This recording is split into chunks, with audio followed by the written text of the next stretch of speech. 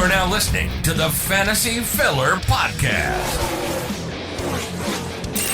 where we put you in the driver's seat every week, all year long. In the NASCAR racing world, from top news stories, latest results, and best fantasy lineups, we'll have you up to speed and out in front before the drop of the green flag. So let's dive in with our host, Vanilla Wafers. We are now down to the final four races of the regular season. It is Michigan International Speedway, the Indianapolis Road Course, Watkins Glen, and of course, Daytona International Speedway. Just 4 races remain for a lot of Cup drivers to make their way into the playoffs as well as secure a victory. So we will be talking about our top fantasy picks and more on today's episode of the Fantasy Filler Podcast. If you weren't here last week, we had Richmond Raceway go off, and according to the polls that we had on social media, only about 60% of you guys really did enjoy that race. A lot of people felt like it was boring. Yes, it was a strategy-filled race, but for it to be a short track, it really wasn't that exciting. But in that race, we had Chris Buescher being the 12th different driver of the season to score a victory. Now, he was already well inside the playoffs, so that didn't really mix things up. However, there was some mix-up still at the cutoff line nonetheless, as Daniel Suarez probably had his worst performance of the 23 season, finishing about 32nd. I do believe it was 32nd, multiple laps down. It just wasn't the race he needed, and he went from being 16th in points, 15th in points after the Atlanta race, now all the way down to 19th, sitting 34 points behind the cut line. Other drivers trying to make their way in are AJ Allmendinger, who sits 22 points below, and Ty Gibbs in the number 54. The 2 drivers in by a race or less is the number 23 of Bubba Wallace, who had himself a spectacular race at Richmond Raceway. The only problem was he did not have the strongest finish. Otherwise, he would be more than a race above the cut line. And then we have Michael McDowell being Mr. Consistent, 18 points above the cut line in that number 34 machine for Front Row Motorsports. This race here at Michigan is very, very important for multiple reasons. One, these 2 drivers are complete polar opposites when it comes to these types of racetracks coming on forward here to the playoffs, and more specifically Bubba Wallace and Michael McDowell. Why do I say that? Bubba Wallace tends to be a driver who struggles at road courses but is stronger at faster racetracks, which include Michigan, and he's also really good at super speedways. Meanwhile, Michael McDowell, he's mostly known for his road course talent. At the same time, though, one of his only victories, in fact, his only victory, is at the Daytona 500. Same racetrack, Daytona International Speedway. So these drivers who are on the outside looking in have to be almost perfect for these next 4 races if they're going to be able to move on forward. Especially people like Daniel Suarez, Chase Elliott in the number 9, and Alex Bowman in the number 48, who sit 34 to 42 points behind. It's going to be an absolute stressful 4 weeks for these particular teams. I know a lot of people have their eyes on Chase Elliott on whether or not he can make it in or not. A lot of people thought it was going to be a must-win situation, but the races going forward, these are pretty good races for that number 9 team. The only thing is they got to make sure they get more stage points. So it's going to be very interesting, and let's see if any of these drivers that we have talked about will make it into our fantasy pick line. Before we talk about that, why don't we discuss a few bit of news that have gone on here in the racing world. Biggest one, I think, in my personal opinion, is the announcement for the NASCAR Hall of Fame of 2024, as they had 3 new inductees as well as a winner of the Landmark Award. We'll first talk about the 3 inductees, and those were the 7-time champion of Jimmy Johnson, the 7-time crew chief champion of Chad Knaus, and Donnie Allison was able to get the Pioneer Award. These ones were really no-brainers for Jimmy Johnson and Chad Knaus making it in. I mean, this is one of the most dominant forces we have ever seen in NASCAR. Not even Dale Earnhardt or Richard Petty had the same crew chief for all 7 of their championships, but Jimmy Johnson and Chad Knaus were able to do all 7 together, as well as 5 in a row at one point. So there was really no surprise here. I think the biggest shocker was that there were people who said no to these guys that was wanting to pick somebody else. I don't know who those guys were, but obviously they did not agree for some reason with Jimmy Johnson and Chad Knaus. That one is absolutely crazy to me. And then Donnie Allison, part of that Alabama gang. You know, a lot of people talk about Davey Allison, Bobby Allison, and you can even throw Neil Bonnet in there. Donnie Allison has always been one of those drivers who's been at like the third rank for that Alabama gang at his best, which is a real shame because he has been in a lot of big moments in NASCAR's history, and he's also been able to score quite a few victories during his time in his Cup Series career. So Donnie Allison definitely deserves that recognition, and for being in one of the most important races of NASCAR's career or lifespan, I like to say career for some weird reason, was during the 1979 Daytona 500 where him and Cale Yarborough got into each other on the final lap, leading to that iconic fight in the infield. He definitely needs to be a part of the Hall of Fame just for that reason alone. So big news here, as all the Jimmy Johnson fans have to be super happy about that. Does that mean Jimmy Johnson will stop racing in the Cup Series? That is still left for him to decide. As of right now, regarding Jimmy Johnson, there was really only 4 races that had a lot of people with him in mind, and that was the Daytona 500, Circuit of the Americas, the Coca-Cola 600, and of course the Chicago Street Course race, a race that he unfortunately withdrew due to some major personal issues that we're not going to go into detail on here. It's just a tragic situation. So, but does that mean he's going to stop his Cup Series career? I'm not sure. He could be coming up in one of these races here soon. Maybe he wants to race in the Indianapolis Road Course race. I mean, you got a lot of big drivers already running that event as it is. Be very interesting to see, but one thing is for certain, and he is a Hall of Fame driver here in the NASCAR series. We also had an announcement for the silly season. If you do not know what the silly season is, that's basically a term that we use here in the racing world for drivers going to different teams, sponsorships going to different teams, all that good stuff. So for 2024, there's been an announcement that a driver is locked in for a particular car as they were able to agree to a multi-year extension.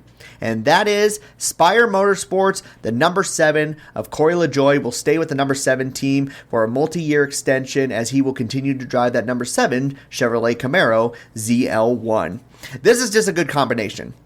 There's some people who just won't work good with big teams, and I feel like Corey LaJoie is one of those. Now, I'm not just basing that just off his finish at Gateway. Even though a lot of people are basing off that, that's not why I'm basing off that. The reason why I'm saying that is because we have seen what he's been able to do with a team that is struggling tremendously as far as trying to be a factor in these races. It's been pretty impressive what he's been able to do, because if you think about Spire Motorsports beforehand, they were at best like a top 30 team.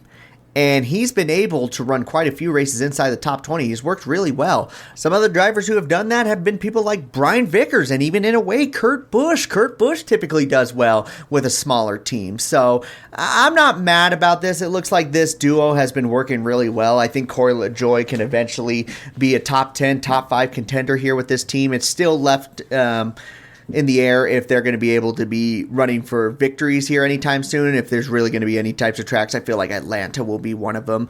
But either way, I really like this announcement here with Corey LaJoie as well as Spire Motorsports. This duo has been working well, and I think it's going to continue that for many years to come. And we also just got a sponsorship announcement. This is regarding Trackhouse Racing, as it looks like they were able to renew a sponsorship with Jockey. So things are looking really good here for Trackhouse Racing as far as sponsorship goes. Remember, they've been able to acquire the Busch Light Beer sponsorship from Stewart Haas Racing, and now they're getting announcements here with Worldwide Express and Jockey. Things are looking really good for Trackhouse Racing. There's really nothing that's slowing these guys down. Now for some rumors that we should discuss here. It sounds like it's almost certain that Shane Van Gisbergen will be moving to NASCAR full-time in 2024. Where he's going to be racing, that is left to be decided on his part, as well as which team is willing to open up a spot for him, which I'm pretty sure almost every single team is trying to do that. Shane Van Gisbergen, if you guys for some reason forgot all the month of July, he was able to collect his first victory in only his first start. Very impressive. He's already going to be coming back to the Project 91 team to run in the Indianapolis Road Course race, and I will not be surprised if he once again runs really well in that race too. So I'm not sure what team he would go with. There could be talks that he goes to Colleague Racing. Maybe Trackhouse Racing tries to buy another charter to make themselves a 3-car team. I don't know, but it sounds like Shane Van Gisbergen, instead of trying to come in 2025, it looks like he's trying to move it up 1 year ahead. And there was also a lot of rumors regarding Michael McDowell on whether or not he was going to be replacing Eric Almirola in that number 10 machine. Now it sounds like he's trying to renew his deal with Front Row Motorsports, him as well as Todd Gilliland, which could mean that Zane Smith may not be moving up to the Cup Series as soon as we thought, or he could be going with a different team. I'm not sure, but they are currently in contract negotiations, and more than likely, that is where Michael McDowell will remain. Still up in the air right now is Martin Truex Jr. and Eric Almirola. Neither of them have really given us an answer on which way they're going as far as their career goes. So those were the biggest news / rumors here for this week. Definitely some big talks for the NASCAR Hall of Fame. Congratulations to Jimmy Johnson and Chad Knaus once again, as well as Donnie Allison. And the Landmark Award, I almost forgot to talk about this, was Janet Guthrie. Janet Guthrie was able to get that Landmark Award for being one of the first women to lead laps in NASCAR, as well as get multiple top 10s during her time in her NASCAR Cup Series career. Definitely well deserving of that award. Janet Guthrie is such a talent that came from an area where no women were really running in motorsports at all. But she was able to do that for not only NASCAR, but IndyCar, so she definitely deserves a lot of credit and definitely deserves that Landmark Award. But anyways, now that we've talked about all the news and rumors, it is now time to focus solely on our fantasy picks. We're down to just only a couple races left. The pickings are slim as we've used multiple drivers many times, so we got to be really smart on who to rely on here at Michigan. So without further ado, let's dive into it. Here are our top picks for the Firekeepers Casino 400 at Michigan International Speedway.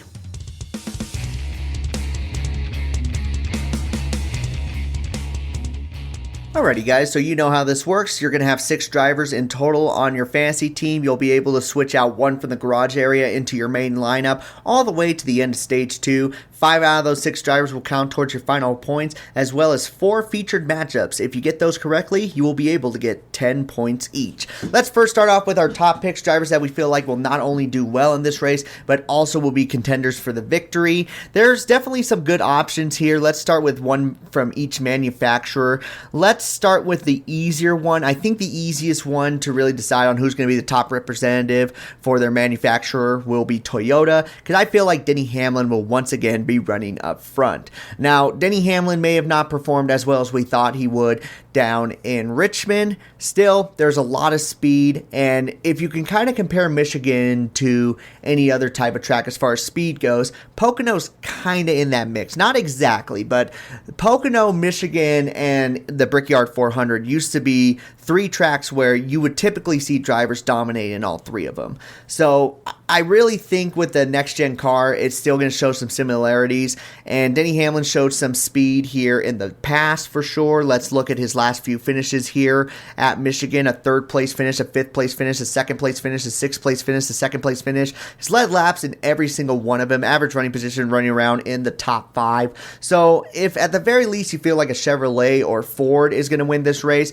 I still think the top representative still has to be Denny Hamlin for Toyotas. He has shown speed in the races that we have expected him to show speed, so I really don't have any fear of putting him as my number 1, number 2 pick. If I only have one pick left here, looking at the next few races, I don't trust Daytona. Daytona's too much of a wild card. The road courses is not really where you expect Denny Hamlin. I know he ran well at Indianapolis road course in its debut, but at the same time, I still trust him a lot more here at Michigan. So Denny Hamlin remains as a top pick for Toyota.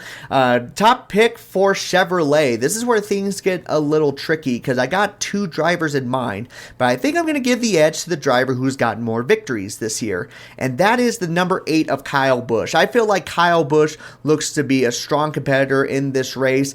This is exactly similar to Auto Club Speedway as far as speed goes and the restarts. There's still definitely a few different specs when it comes to these 2 racetracks, but Kyle Busch has shown speed at these types of races as well. He was able to get his first victory with Richard Childress Racing at Auto Club. And if you look at his past few finishes, let's not count the 2022 race. I do believe he ran into some engine problems there. Before that, similar to Denny Hamlin, 7th or better finishes in the previous 7 races in 2021 and before. Definitely super consistent running up front. Richard Childress Racing has had some really fast cars here at these speedway tracks, so Kyle Busch should be the top representative for Chevrolet. And now for the Ford camp, again, I'm down to 2 people, but I am going to lean towards Ryan Blaney on this one. I think Ryan Blaney will be the stronger driver here in the Ford camp, just based on his past finishes, and typically near the end of the regular season. We've seen it the last couple years.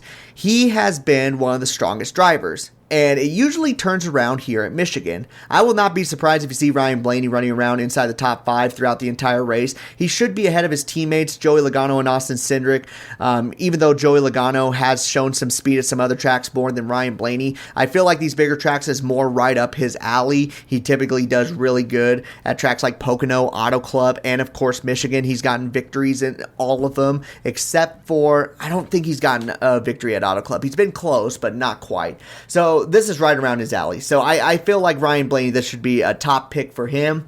If you only have one pick left, maybe Daytona is where you save him, but Michigan is right here in the mix. 2 more free spots for top picks. Let's throw in a Chevrolet and Ford. Let's include the number 5 of Kyle Larson. Kyle Larson needs a W in some shape or form, because I feel like the momentum has been slowing down for this team a little bit. It's starting to affect them. However, they still have fast cars. They really do. And Michigan can be one of those tracks where Kyle Larson can bounce back due to his past success here. In 2021, he was able to finish 3rd, lead 70 laps, average running position in 3rd, so he was right up front the entire time. Last year, with the next-gen car, he finished 7th, right around inside the top 10 the entire time. He got 2 victories at this racetrack a few years back. Kyle Larson's good at this track. I think he's going to be the top representative for Hendrick Motorsports, and I will not be surprised if you see him near the end, running up there with the people like Denny Hamlin, Ryan Blaney, and Kyle Busch. He should be right there in that mix. And the final driver we will include as a top pick will be the number 4 of Kevin Harvick. It's really hard to go against Kevin Harvick just by this stat alone. He has won 5 of the last 7 races at Michigan. He's had a total of 6 total wins at this racetrack. Kevin Harvick is still trying to get that first win of the season. And many people would probably hope that it would be like Phoenix, maybe even New Hampshire. I thought it was going to be New Hampshire. I put money down that it was going to be New Hampshire, but unfortunately it wasn't.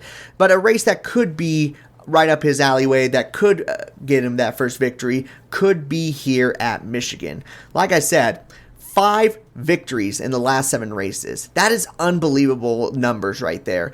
And they haven't been flukes either. There was 2 of those events where he led almost 50% of the race. Last year when he won this race, he led 38 laps. In 2019, he was able to lead 22 and 15 laps. And then in 2018, when you had Stewart-Haas Racing at its strongest, led about 60% of that race. Just unbelievable stuff here by Kevin Harvick. It's really hard to put him in any other race besides this one here for these final 4 races. I think if you got one pick left for Kevin Harvick, this is the race to do it. He's not going to disappoint people. He should be running up front. So those are our top picks here for this weekend. We have the number 11 of Denny Hamlin, the number 8 of Kyle Busch, the number 12 of Ryan Blaney, the number 5 of Kyle Larson, and the number 4 of Kevin Harvick. Alrighty, let's move on to the pretty good category. These are drivers that we feel like will be running consistently inside the top 10. Although we don't think they're going to be running for the victory, they should be able to score some stage points as well as overall fantasy points for your team. So these are the drivers you want in like your 3rd, 4th, and 5th spot. Now, these drivers here have been kind of a mixed bag here this year. Actually, let's do an easy one first. Let's throw Martin Truex Jr. here. I think Martin Truex Jr. is the number 2, number 3 pick. I just don't think he's going to be running for the victory here in this race. Now that I say that, he probably will, but he's definitely more of a top 10 guy, it feels like, in this race, maybe even a top 5. It's just he hasn't been able to lead laps in this race for the last 4 races. Even though his finishes have been 10th or better, just doesn't usually lead laps. I think a good number 2, number 3 pick is a great spot for Martin Truex Jr. And as far as the other races go, I don't know if I feel too comfortable with them. Maybe Watkins Glen, but You know what? Maybe Watkins Glen, I will give him the edge on there. But this race should also be another good one for that number 19 machine. Besides him, these other drivers here have a little bit of mixed results. And based on what we have seen this year, it looks like this race could be a little bit similar for a few of them. They could be able to finish inside the top 5. At the same time, they could have a finish outside the top 15. They're right there in that mix, but I think for the most part, these drivers should be pretty safe to go with. The first one we have here is the number 24, William Byron. Still not slowing down in any shape or form. His finishes have been a little rough near the end, unfortunately. I know that Pocono, he had a fast car and somehow, some way, wasn't even able to finish in any of the top spots. Then you look at Richmond. It looked like he had a decent car at one point and then it fell off. This is a driver that maybe you're a little concerned on, but his past finishes here have been pretty consistent as well. He usually runs 14th or better in the last 5 races, and this is definitely his strongest year. Usually at this point is when he starts to struggle just a tiny bit. So I feel comfortable with William Byron being a good number 3, number 4 pick. And honestly, the race is looking forward, unless you feel like he can make it to the end at Daytona.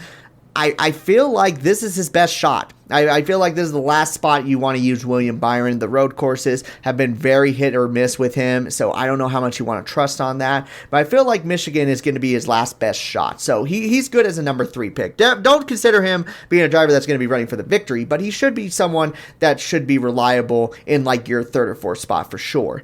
Next driver that's in the pretty good category, we have the number 22 of Joey Logano. Joey Logano has had some finishes that have been outside the top 25, but those come few and far between. He has been mostly running pretty consistent here at this racetrack. Last year, he finished 4th in this race, average running position 10th.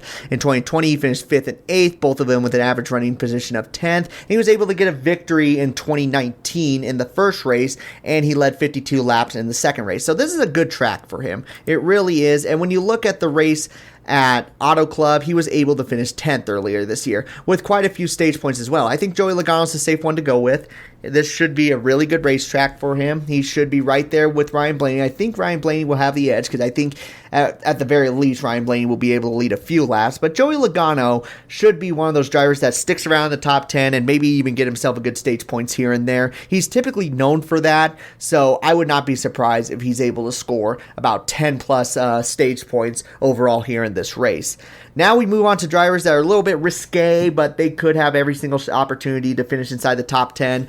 These are both Chevrolets, and the first one is Ross Chastain. Now, Ross Chastain, something has definitely happened with him for the last 2 months. So he is hot and he is cold right now, which brings a little bit of concern. With that being said, he did have himself a great run at Auto Club. He was definitely one of the strongest cars in that race. He finished 3rd overall, but he was able to win stage 1 and 2.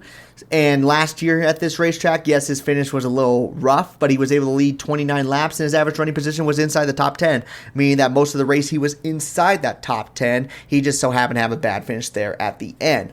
If Ross Chastain is going to turn any of these final 4 races around, I feel like it's going to be this one, maybe the Indianapolis road course, but I feel like, again, that will just be a primary focus for Shane Van Gisbergen and Daniel Suarez more than him. This should be a good race on paper for Ross Chastain. This is someone you're probably going to watch in qualifying as well as practice, seeing where he's at. And if it shows any signs that you've seen for the last couple of weeks, then maybe sit him out. But I feel like this should be his best racetrack left on the regular schedule. He has shown signs that he can run really good at this racetrack, get himself a solid finish. So there is an opportunity that Ross Chastain could be a great pick that many people are shying away from. But at the same time, he has been on a struggle, so keep that in mind. And then last, we have Chase Elliott in the number 9. Chase Elliott's going to probably remain in this spot here for the rest of the regular season, because even at the road courses, I'm a little nervous about him, and that's weird to say, but he fits here in the pretty good category because he had himself a great run at Auto Club. We know we have the speed there. He's shown some speed at some of the racetracks previously. Just for some reason, he always finishes in the 13th position, so maybe you're relying on Chase Elliott as far as stage points go. With that being said, Chase Elliott needs a good finish here. He needs to keep making up ground because right now he sits about 40 points behind the cut line. He needs to be gaining 10 points each time, and he could very well do that. I honestly believe Chase Elliott can do that, but he needs to stop finishing back there there in the 13th position. I know he's not doing it on purpose, but that's going to be the difference maker, and it could be here at Michigan where he's able to finish in the 7th position or the 9th or 8th position, which he has done multiple times here at this racetrack. But even if you look at that, the races back in like 2018, he was able to finish second in a couple of those races. So this should be a good track for Chase Elliott. He needs to turn things around for sure, and this could be a good race where he can gain some points on that cutoff line. So those are the drivers in the pretty good category. We got Martin Truex Jr. in the number 19, the number 24 of William Byron, the number 22 of Joey Logano, the number 1 of Ross Chastain, and the number 9 of Chase Elliott. And now we move on to the last category of fantasy picks, and that is the gamble category. Which driver do you want in your garage spot that could be a good sleeper pick when it's all said and done? We have a couple Toyotas, we have a couple of Fords, and we have a couple of Chevrolets to rely on here in this race. So which ones seem to be head and shoulders above the rest? I'm going to give a head and shoulders gamble pick to the number 54, Ty Gibbs. Ty Gibbs has shown himself really good speed here in the past in the Xfinity Series and the ARCA Series. He has also shown speed here last year when he was substituting for Kurt Busch. In that number 45 machine, he was able to finish 10th, lead 2 laps. He needs himself some good finishes. He could definitely get that here at this race. We have seen speed from him in the past. Ty Gibbs has some pretty good races lined up for him, and it could very well start huge momentum for that number 54 team as early as Michigan. So it's really hard to shy away from Ty Gibbs here in this race. I'd say maybe keep an eye on him in practice and qualifying, making sure that it's just not a complete foul of a performance for him at the start of the weekend. But based on what we have seen in the past from him in previous series and even last year at this racetrack, he typically runs really well. So he is a good driver to definitely take a gamble on. Next up, we have a driver who's a little bit more risky, but has shown signs of speed here in the past, and that is the number 43 of Eric Jones. Eric Jones, I'm not going to lie, did kind of let us down in the Auto Club race. I was thinking very high of him just because on how well he ran the previous year. And then this year at Auto Club, I think he barely made it into the top 20. Even if he did make it into the top 20, 19th is where he finished. Just not what we were expecting out of him at all. But he has definitely put Legacy Motor Club on his back in the nicest way we can possibly say it, because nobody's performing over there except Eric Jones. And even then, Eric Jones is only doing it from time to time. This could be a really good race for them. They could really have themselves a strong moment here in this number 43 machine. Although I don't think it's going to be running for the victory, there is a shot that they could get themselves a top 10. They've been flirting with the top 10 the last couple of weeks. So maybe they're showing signs of, hey, they're starting to make some improvements. Thank God, in all honesty. But I don't expect anything similar to what we saw last year with him, where his average running position was 8th the entire time. I think he's going to be hanging around 11th or 12th for the most part here in this race. If he's able to get stage points early, then by all means, I think you can really trust him. But he is definitely worth the gamble. I just wouldn't put him at the same level as we thought last year when they came to this racetrack. 3 more spots to go. Let's do an easy one here. Let's throw Chris Buescher in there. Chris Buescher's riding on a lot of momentum, and he's showing a lot of speed here. You can either throw him or Brad Keselowski, either or. I know Brad Keselowski has had a lot of momentum, but I feel like Brad Keselowski is not going to be a top contender here in this race compared to the last couple of weeks. I think he's going to be right around that 11th position. I don't know why. That's what it feels like is going to be his performance, and I feel like the stronger one will be Chris Buescher when it's all said and done. He runs really consistent here at this racetrack. Now, granted, that's been around the 15th position. He looks way stronger here this year, so I would not be surprised if you see that number 17 car running more up front in this race. He's definitely worth the gamble spot for sure. 2 more spots left. Let's give another one to the number 23 of Bubba Wallace. Bubba Wallace had himself a great performance here last year, and you know he wants to bounce back from his finish at Richmond. He had one of the fastest cars in Richmond, and unfortunately it just fell apart for the team at the end. I think the Toyotas are definitely showing some good signs. Mostly the ones that are running the best, however, have been 2311. Sure, Denny Hamlin and Martin Truex Jr. have been in that mix, but these guys have been the stronger guys. And in previous last year, it was mostly like Christopher Bell, Denny Hamlin, and maybe Kurt Busch from time to time. That was about it. Not really anyone else was running good. Everyone else was struggling. But that's not the case for Bubba Wallace this year. Bubba Wallace has definitely showing a lot of strength here near the end of the regular season, and who knows, maybe he can actually steal the victory here. He was able to qualify on the pole last year, lead 22 laps, and finish second. Who knows, you might see a repeat of that this year. Bubba Wallace, worth the gamble. And in the final spot, we are going to take a big swing here. Oops, sorry about that. I may have made some static on the microphone. That's my fault. The last driver we have here, why don't we throw the number 3 of Austin Dillon as a driver to take a gamble on. Austin Dillon is been in a funk, a real big funk. And I don't know what's going on with him. I mean, you look at Kyle Busch, 3 victories. You look at Austin Dillon, you're just wondering what the hell is going on. But this race could potentially be a good sneaky pick for him, especially in those leagues where you are using only one driver per league. I don't know which top drivers you have used so far, but if you've ran out of top drivers, Austin Dillon might be the sneaky pick here. Unless you want to save him for Daytona, that could be a good possibility, but this could be another one of those races where he does really good. I don't think you're going to trust him at the road courses coming up right now. You'll probably trust him in the Daytona race, but I don't know if Kyle Busch is looking to be one of the top representatives, then his teammates should be right there in that mix. We have seen it a lot with these 2-car teams where if one car's doing good, the other car is not that far behind. So I feel like let's give Austin Dillon the benefit of the doubt. I think he's a great driver to have in the garage area and could surprise a lot of people when it's all said and done. So those are the drivers to take a gamble on this weekend. We have the number 54 Ty Gibbs, the number 43 of Eric Jones, the number 17 of Chris Buescher, the 23 of Bubba Wallace, and the number 3 of Austin Dillon. And those were our fantasy picks. Now it is time to look at the 4 featured matchups, the difference makers on who's going to be able to finish up top in their fantasy league and who's going to wind up in the mid-card of the field. These 4 featured matchups will provide you 10 points each, so let's look at these and let's see which drivers we feel the most comfortable with. First matchup being the number 17 of Chris Buescher going up against the number 99 of Daniel Suarez. So Daniel Suarez has a lot on his shoulders right now. He needs himself a really good finish. And a few years back, he was able to get back-to-back top 5 finishes at Michigan. That being said, he has been definitely struggling, while a driver like Chris Buescher has continually been making improvement after improvement after improvement. I feel more comfortable with Chris Buescher right now being your pick over Daniel Suarez. I think Daniel Suarez is and Trackhouse Racing as a whole has been slightly struggling. If I'm going to use them, either of them for fantasy picks, I'm going to go miles ahead for Ross Chastain over Daniel Suarez. So for now, I'm picking Chris Buescher. Second matchup here, we got the number 12 of Ryan Blaney going up against the number 4 of Kevin Harvick. This one is definitely a tough one. This one's a big toss-up. I'm only going to lean towards Ryan Blaney just because I had him as the top manufacturer. Otherwise, I'd be a hypocrite. But, man, this one's going to be close. I feel like both these drivers are going to put on one hell of a performance here in this race. I mean, you had Kevin Harvick with his 5 victories in the last 7 races here at Michigan. You got Ryan Blaney with a phenomenal performance here a couple years back.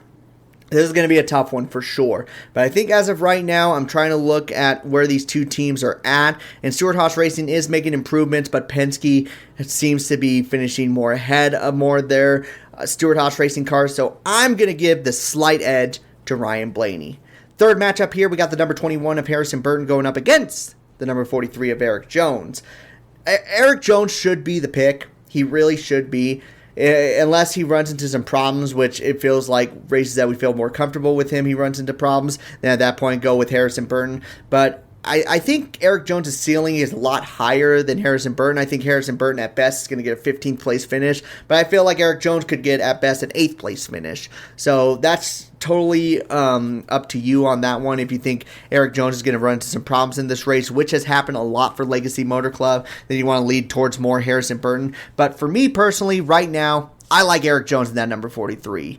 And the last feature matchup spot, we have the number 8 of Kyle Busch going up against the number 24 of William Byron. Now, I like William Byron. You guys all know I'm a William Byron fan, but Kyle Busch should be the viable option here. I think William Byron will be happy if he is able to finish in the top 5, but I think Kyle Busch has a good opportunity to tie William Byron as far as victories go so far for the regular season.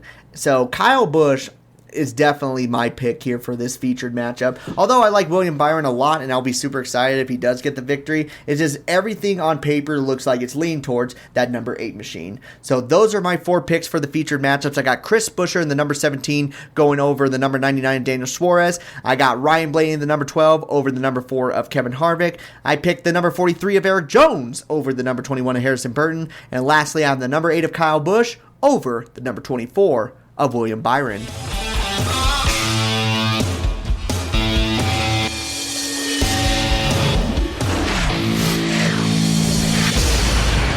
And that will take us to the end of today's episode, guys. Thank you so much for listening. Don't forget that Michigan starts at 2:30 p.m. Eastern Time. This should be a very important race for multiple reasons. One of the biggest reasons is that earlier this week on NASCAR radio, Larry McReynolds said it best. This track is usually the true representative on which drivers and teams will be running for the championship. Now, he says that he does not know how true that is with the next-gen car, but many years in the past with the Gen 6, the Gen 5, the Gen 4, Michigan was usually the telltale race. So, this is a very important race. You know, a lot of these drivers are going to be running well in this race. And honestly, write down which drivers do really well and when it's all said and done. And look where they're at when the season is wrapped up, where they finish. You might be surprised, or maybe not, that the top 5, a good chunk of them, are in the final 4. So this should be a really fun race for sure because, like I said, drivers are going to be pushing it to the max. But it's also a track that if you win here, things are looking really good for your team. So again, on the USA Network, 2:30 p.m. Eastern. I hate to inform you guys about this, but there is weather in the area. Once again, 40% precipitation. I'm just praying that the vortex theory is true and we can get those cars going fast enough so we don't got to worry about the rain. So fingers crossed there. Don't forget to follow me on social media on Instagram, TikTok, Twitter, and YouTube. I'm on all 4 of those social platforms. Instagram still with great growth going on so far. Same with TikTok. They have been all pretty consistent where I post little NASCAR trivia videos as well as little shorts that a lot of people tend to enjoy. So if you want to look at anything NASCAR related, go check those out. Instagram is at VanillaWafers33 and TikTok is at VanillaWafer44. If you want to talk to me during race day, Twitter is the best way to reach me by, as that is also at VanillaWafer44. I usually tend to pop up. It's the same logo as we see here on the podcast, so trust me, I'm not that hard to find. And then on the YouTube channel, that's just Vanilla Wafers, as I am looking to post another video related to a certain driver here pretty soon. I think I'm going to focus more on the moral chaotic driver that, in my mind, is the most moral chaotic driver here in current NASCAR. And you might be surprised on the pick, but the way he has been able to score victories in the past has just been so spectacular that I feel like he fits in this category pretty well. So I'll give more information on that here in the coming week. But with that being said, let's wrap up today's episode, guys. I have been your host, Vanilla Wafers, and I have been able to take you to the front of the field. So why don't we grab that checkered flag, do some burnouts, and head on out. So you all take care. This has been the Fantasy Filler Podcast.